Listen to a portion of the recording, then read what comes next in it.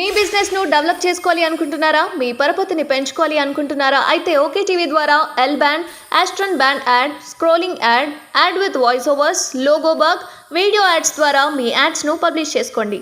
సంప్రదించవలసిన phone number 8520917933. So ఇప్పుడు ఈ కొత్త ప్రభుత్వం వచ్చింది. వీళ్ళన్న ఇవన్నీ కాపాడుతారని మీరు అనుకుంటున్నారు? ఎందుకంటే నెల రోజులైంది. ఈ నెల రోజుల్లోనే అప్పట్లో ఇప్పుడే మనకి ఇష్యూస్ గ్రౌండ్లో స్టార్ట్ అయిపోవడము, కొంతమంది పబ్లిక్ కావచ్చు, రైతు బంద్ అనేది రైతులకు అలవాటు అయిపోయింది. సో ఈ ప్రభుత్వం రాగానే అసలు ప్రమాణ స్వీకారం రోజే రైతు బంధు అమౌంట్ కూడా రెడీ ఉండే అకౌంట్లో 7,000 కోట్లు. సో వాళ్ళందరూ ఎక్స్పెక్ట్ చేసిన విధంగా రైతు బంధు ఇంకా చాలా మందికి రాలే, కొంతమందికి మాత్రమే వచ్చింది, కొంతమందికి రాలేదు. అండ్ ప్రజా దర్బారు కట్టెలు ఏమంటారు, ప్రజాభవన్ గడిల పాలన గడిల్ని తెంపేసామని అన్నారు. కానీ ముఖ్యమంత్రి అక్కడ ఉండాలి. సరే ముఖ్యమంత్రికి కుదరలేదు, ఓకే. అందుకనే కదా సార్ రోజు అంటే నేను అడుగుతున్నా, ఇష్యూస్ ప్రజలు మాట్లాడేది నేను మిమ్మల్ని అడుగుతున్నా. సో మీరు దీనికి ఏం సమాధానం చెప్తారో చెప్పండి. సో ముఖ్యంగా రోజు ప్రజాభవన్కి రావడము ముఖ్యమంత్రి గారికి కుదరదు, ఎందుకంటే చాలా బిజీ, కొత్తగా గవర్నమెంట్ ఏర్పాట్లో ఉన్నారు కాబట్టి చాలా పనులు ఉంటాయి. అందుకే కదా ఆయన ఏమన్నారు, మంగళవారం ప్రతి శుక్రవారం ఈ 2 రోజులు ఖచ్చితంగా ప్రజాభవన్లో అందుబాటులో ఉంటామన్నారు. బట్ ఆ రోజులలో కూడా రేవంత్ రెడ్డి గారు ప్రజాభవన్కి రావట్లేదు. సో మరి మేము ఎందుకు వస్తున్నాం? మా వినతి పత్రాలు ఐఏఎస్ ఆఫీసర్లు ఇవ్వడానికి వస్తున్నామా? అండ్ ఇచ్చిన తర్వాత మాకు జస్ట్ మెసేజ్ వస్తుంది. మెసేజ్ వచ్చిన తర్వాత నెక్స్ట్ స్టెప్ ఏంటి? మేము వెళ్ళినట్టు వాళ్ళు మాకు ఐడి నెంబర్ ఇస్తున్నారు, మెసేజ్ వస్తుంది మా ఫోన్లకి. నెక్స్ట్ స్టెప్ ఏంటి? నెక్స్ట్ ఏం చేయబోతున్నారు? మేము ఇచ్చి కూడా నెల రోజులు అవుతుంది, ఏం చేయాలి, ఎవరిని అడగాలన్న క్వశ్చన్స్ రైజ్ అవుతుంది sir. Point number 2. And current పోవడం అంటే అది కావాలని గ్రౌండ్లో ఏమైనా ప్లాన్ ప్రకారము కాంగ్రెస్ అంటే పడని వాళ్ళు ఏమన్నా గ్రౌండ్లో కావాలని అట్లా చేస్తున్నారా? రిపీటెడ్గా కరెంటు పోవడం కావచ్చు. అండ్ దాని తర్వాత ఇప్పుడు చూస్తే గ్యాస్ సిలిండర్స్ బుక్ అయినా కానీ నెల రోజులు, 20 రోజులు, 25 రోజుల నుంచి వెయిట్ చేసే వాళ్ళు కూడా గ్యాస్ సిలిండర్ షార్టేజ్ రావడం. సరే పోనీ అది కేంద్ర ప్రభుత్వం ఎఫెక్టా, రాష్ట్ర ప్రభుత్వం ఎఫెక్టా అనేది కూడా మనం పక్కన పెడదాం. ఇట్లా కాంగ్రెస్ ప్రభుత్వం వచ్చిన నెల రోజుల్లోనే కొన్ని ఇష్యూస్ అనేది రైజ్ చేస్తున్నారు, బయటకు వస్తున్నారు. ఏదో రకంగా గొడవలు చేయాలని పబ్లిక్ కూడా వాళ్ళ బాధ ముఖ్యంగా గ్రామ పంచాయతీ స్థాయిలో చెప్పుకుంటున్నారు. ఇన్ని సమస్యలు ఉన్నాయి, ఇవన్నీ కూడా ఎప్పుడు తీరుస్తారు? ఇవన్నీ కూడా ఎందుకు జరుగుతున్నాయి, దేని వల్ల జరుగుతున్నాయి అనుకుంటున్నారు మీరు? అంటే మీరు చెప్పినటువంటి అన్ని కూడా వాస్తవం. ఇదేదో మీరు కొత్తగా అంటే మీరు స్వతహాగా మీ ఉద్దేశపూర్వకంగా చెప్పేటువంటి అంశాలుగా అనేది మా అందరికి అర్థమవుతున్నది. అయితే ఈ ప్రభుత్వం ఇంకా గాడిల వల్లే, పూర్తి స్థాయిలో గాడిల వల్లే. ఇది ఒక రకంగా చెప్పాలంటే ఆయనకేమో మంత్రి కాకుండా ముఖ్యమంత్రి అయిండు, కొంతమంది ఏమో అసలు అనుభవం లేకుండా మంత్రులు అయిండు, కొంతమంది ఏమో ఇంకా అనేక రకాలైనటువంటి ఆడంబరాల్లోనే మునిగి తేలుతా ఉన్నారు. ఇదేది ఈ బోకలని, శాలువలని, విందులని, వినోదాలని, లేకపోతే ఫ్లెక్సీలను చూసుకుంటూ మురుసుకుంటూ అట్లా తిరుగుతూ ఉన్నారు. కానీ ఏది ఏమైనా ఇది ఎక్కువ కాలం ఇట్లా ఉంటే మాత్రం, ఇట్లే కొనసాగితే మాత్రం అది తీవ్రమైనటువంటి నష్టం ప్రభుత్వానికి రాక తప్పదు. అయితే దీన్ని సవరించాల్సిన బాధ్యత కూడా మన మీద ఉంది. సవరించుకోవాల్సిన బాధ్యత ఏమో వాళ్ళ మీద ఉంది, సవరించాల్సిన బాధ్యత ఏమో మన మీద ఉంది. ఎందుకంటే మనం కూడా ఆ ప్రభుత్వం పోవాలి, మార్పు రావాలని మనం కూడా సరే మనమేమీ పెద్ద భ్రమలు లేవు, కానీ మనం మార్పు వస్తే, పాలకులు మారితే పరిపాలన మారుతుందేమో. వాస్తవంగా ఎప్పుడు కూడా ప్రజలు ఒక పార్టీని దించి ఇంకో పార్టీని తీసుకురావడం అంటే పాలకుల మార్పు కోసం కాదు, పరిపాలన మార్పు కోసం. ఆ పరిపాలన మార్పు కోసం ప్రజలు ఆశిస్తున్నారు. ప్రజల్లో చాలా సమస్యలు ఉన్నాయి. ఎందుకంటే 13 సంవత్సరాలు తెలంగాణ రాష్ట్ర సాధన ఉద్యమంలో కానీ, 9.5 సంవత్సరాల తెలంగాణ రాష్ట్రాన్ని సిద్ధించుకున్న తర్వాత పరిపాలన కానీ ఏమీ నెరవేరలేదు. కాబట్టి దాదాపుగా 22-23 సంవత్సరాల తెలంగాణ ప్రజల ఆకాంక్షలు నెరవేరలేదు. కాబట్టి ఇప్పుడు డిమాండ్ ఎక్కువ ఉంది. ఆ డిమాండ్కు తగ్గట్టు వీళ్ళ దగ్గర ఆ మెకానిజం లేదు, లేకపోతే ఆ మిషనరీ లేదు వీళ్ళ దగ్గర. వీళ్ళు కూడా రొటీన్ పొలిటికల్ దాంట్లో నుంచి వచ్చిన వాళ్ళు వీళ్ళంతా. వీళ్ళు కూడా ఎవరు తెలంగాణ ఉద్యమంలో అనుభవం ఉన్నోళ్ళు కాదు. రేవంత్ రెడ్డి అనుభవం ఉన్నోళ్ళు కాదు, సీతక్క అనుభవం ఉన్నోళ్ళు కాదు, బట్టి అనుభవం ఉన్నోళ్ళు కాదు, శ్రీధర్ బాబు అనుభవం ఉన్నోళ్ళు కాదు, లేకపోతే పొంగులేటి అసలు తెలియదు ఆయన. ఒక రకంగా చెప్పాలంటే తెలంగాణకు వ్యతిరేక ఆయన. లేకపోతే ఆయన తుమ్మల నాగేశ్వరరావు గారు. తుమ్మల ఆయనకు అసలు వాళ్ళు తెలంగాణ వ్యతిరేకులే వాళ్ళు. ఇక ఏమున్నది ఆయన ఈ పొన్నం ప్రభాకరో లేకపోతే కోమటిరెడ్డో వీళ్ళకి కొంత తెలంగాణ కొద్దిగా అవును. సంబంధం ఉన్నది. రాజీనామాలు కూడా చేశారు ఉద్యమం అప్పుడు టైంలో. ఏదో కొద్ది అవును. సంబంధాలు ఉన్నాయి కానీ ఉమ్, వాళ్ళకు కూడా తెలంగాణ చరిత్ర తెలియదు. ఉమ్, ఒక ఎమోషనల్ గా వాళ్ళు ఏదో ఉమ్, చేసిండు కానీ ఉమ్, తెలంగాణ చరిత్ర తెలిసి ఉద్యమ పోరాటం యొక్క భాగస్వాములై చేసిన వాళ్ళు కాదు వీళ్ళు. ఉమ్, ఇంకా ఇప్పుడు ఎవరు ఉన్నారు దాంట్లో మంత్రుల్లో? సురేఖ. ఉమ్. సురేఖ గురించి మనందరికి తెలుసు. అవును. ఆమె ప్రయాణం ఎట్లా సాగిందో, అవును. ఏ పార్టీలు మార్చిందో, ఏమేమి అవును. చేసిందో అవును. అవన్నీ తెలుసు. అవును. ఇంకెవరు ఉన్నారమ్మా దాంట్లో?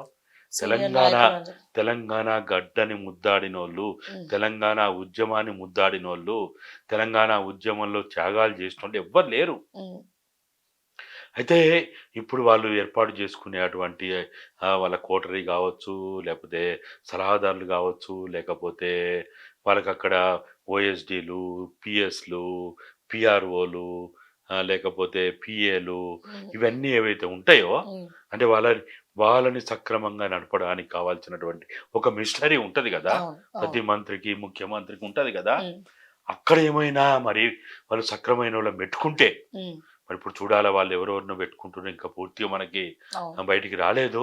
ఉమ్, వాళ్ళు మరి నిన్నగాక మొన్న చూస్తే మాత్రం ఏది దావోస్కు పోయినప్పుడు ఆ జయేష్ రంజన్ వాడొక దొంగ, వాడు అవును. తెలంగాణ నాశనం చేసిన 10 మందిలో అతనొకడు. అతనొకడు. అతనొకడు plus is very close to KTR. KTR. Um, ఆ, వా- ఈ- ఆయన ఎక్కడ ఉన్నా ఉమ్, ఆ ఆ నాయకుడిని ఆ ప్రభుత్వాన్ని అబాస్ పాలు చేయడమే అవును. ఆయన పని. చాలా అదేదో మంది అంటారు చూడండి, ఆ, ఐరన్ లెగ్ అని. అవును. ఆ? అవును. అటువంటి వాడు. ఉమ్. కానీ చాలా మంది ఐఏఎస్ ఆఫీసర్లు ఇంకా మార్చట్లేదు సార్. ఇప్పుడు రెవెన్యూని చిన్నాభిన్నం చేసినటువంటి నవీన్ మిట్టల్ ఉన్నాడు, ఎడ్యుకేషన్ ని కూడా చిన్నాభిన్నం డైరెక్ట్గానే పేరు తీసుకుంటున్నాడు. ఎందుకంటే గత కొంతకాలంగా వీళ్ళందరూ కూడా తెలంగాణ ఆస్తులని కొల్లగొట్టి పీక్కదిన్న గద్దలనే చెప్తా నేను బరాబర్. ఎందుకు అంటే సార్ కొన్ని వేల ఎకరాలను ఒక తంబుతోటి మాయం చేసినటువంటి వ్యక్తి కోట్ల రూపాయల స్కాములు చేసి నవీన్ మిట్టల్ కావచ్చు, ఈ జయేష్ రంజన్ కావచ్చు, సోమేష్ కుమార్ కావచ్చు, తర్వాత అరవింద్. ఆ, అరవింద్ అనేది పక్కన పెట్టి. అరవింద్ కావచ్చు, వీళ్ళందరినీ ఎందుకు మార్చలేరు అంటే వాళ్ళ ప్లేసెస్ ని కూడా వాళ్ళు ఫుల్ఫిల్ చేయాలి కదా. వేరే వాళ్ళని కూడా లూప్ లైన్ లోకి పంపించి వాళ్ళ ప్లేసెస్ లో కొత్త వాళ్ళని తీసుకోవాలి కదా. అండ్ ఇంకా వీళ్ళని ఎంటర్టైన్ చేయడంలో ఆంతర్యం ఏంటి అనేది అర్థం కావట్లేదు. ఏం లేదమ్మా, వీళ్ళకి పూర్తి స్థాయిలో అవగాహన లేకపోవడం ఒకటి. ఉమ్, తర్వాత ఇవన్నీ ఏదో లాబీలు పనిచేస్తాయి. ఉమ్, ఢిల్లీ నుంచి ఒకడు, కర్ణాటక నుంచి ఒకడు, ఉమ్, లేకపోతే కాంగ్రెస్ నాయకులు ఏఐసిసిలో ఉన్న వాళ్ళు కొంతమంది, వాళ్ళు వీళ్ళు, లేకపోతే ఇంకా లాబీలు పనిచేస్తుంటాయి, అనేక లాబీలు పనిచేస్తుంటాయి. ఉమ్, ఆ లాబీల వల్ల వీళ్ళంతా కూడా ఉమ్, ఎటు పడితే అటు గందరగోళంగా పోతుంటారు. ఉమ్, అట్లా పోవడం వల్ల చాలా నష్టం జరుగుతుంది. అవును. ఇప్పుడు ఇప్పుడు నాకు చాలా ఆప్తుడు, మిత్రుడు, ఉమ్, ఉద్యమ సహచరుడు, తెలంగాణ ఉద్యమంలో తీసుకొచ్చిన నేను కష్టాలు బాధలు అనుభవించడం, ఒక మంచంలో పడినాం, అవును. ఒక ఉద్యమంలో ప్రయాణం చేసినాం, ఒకరినొకరు ప్రాణంగా చూసుకున్నాం. అవును. ఎవరు? మా శేఖర్ అన్న. అవును. మా శేఖర్ అన్న కూడా ఎందుకు ఖరాబ్ అయిండు, ఎట్లా ఖరాబ్ అయిండు? ఉమ్, 14 దాకా శేఖర్ అన్న ఒకడైతే ఉమ్, 14 నుంచి పూర్తిగా ఉమ్. ఆ, ఆయన ఖరాబ్ అయ్యాడా, కుటుంబ సభ్యులు ఖరాబ్ చేశారా? మీరేమనుకుంటారు? భావన ఏదనుకుంటారు? ఖరాబ్ చేసిండ్రు, ఖరాబ్ అయ్యిండు. ఖరాబ్ చేసిన తర్వాత అది ఖరాబ్ అయిపోతుంది ఇక ఆటోమేటిక్గా. ఆటోమేటిక్ గా. ఉమ్, ఆ నరసింహరావు పాపారావుల యొక్క దుర్మార్గపు ఆలోచన వల్ల ఉమ్, ఆ కేటీఆర్, హరీష్, కవిత, ఆ సంతోష్, సంతోష్. ఇటువంటి వాళ్ళందరూ కలిసి ఉమ్, వాళ్ళంతా చేశారు. మొత్తానికి అయితే ఉమ్, ఆయన ఓ చరిత్ర లేకుండా చరిత్ర నుండి చేసి పడేసారు. అవును. అవును. అట్లా ఎప్పుడు కూడా ఉమ్, చాలా జాగ్రత్తగా ఉండాలి. ఉమ్, ఇప్పుడు పాలకుడు ఎప్పుడు కూడా బాధ్యతల్లో ఉన్నాడు, ఎప్పుడు కూడా ఉమ్, చుట్టూ ఉన్నదాన్ని మొత్తంగా చూసుకోవాలి. ఉమ్, అది చూసుకోకుండా గుడ్డిగా పోతే ఎట్లా? గుడ్డి దిశలో పడ్డట్టు అయితే ఎట్లా? అవును. చూడండి, ఉండదు కదా. అవును. నువ్వు ఇప్పుడు అది ఏ కారణంగా జరిగినా ఏమంటాం ఇప్పుడు మనం? ఉమ్, అరే వాడు చెడగొట్టినా ఈయన ఎందుకు చెడిపోవాలా ఉమ్, అని అంటాం కదా మనం అయితే. అవును. అవును. ఉమ్, అట్లా ఉమ్, ఈయన ఉమ్, ఏ రకంగా జరిగినా కానీ కేసీఆర్ తప్పు చేసిండనే మనం భావించాల్సి ఉంటుంది కాబట్టి భావిస్తాం. అవును. అయితే ఇప్పుడు కూడా ఈ ప్రభుత్వం కూడా ఈ లెజిస్లేటర్స్, ఎగ్జిక్యూటర్స్ చాలా ప్రాధాన్యత వహిస్తుంది. పాలన సక్రమంగా గాడిలో పడి నడవాలంటే ఈ ఇద్దరి మీద చాలా బాధ్యత ఉంటుంది. ఉమ్, ఎగ్జిక్యూటర్స్ కనుక సక్రమంగా లేకపోతే, ఉమ్, లెజిస్లేటర్స్ సక్రమంగా ఉన్నా ఎగ్జిక్యూటర్ సక్రమంగా లేకపోతే గాడిలో పడదు. ఏదో అంటారు చూడండి, రెండెద్దుల అరక అని. అవును. ఆ? ఓ ఒంటెద్దు అరక నడవదు. అవును. ఉమ్, ఇక్కడ లెజిస్లేటరు ఇక్కడ ఎగ్జిక్యూటర్ ఇద్దరు కలిస్తేనే ఉమ్, అది సక్రమంగా వ్యవసాయం చేయగలుగుతాం. ఉమ్, అట్లా ఉంటుంది పని.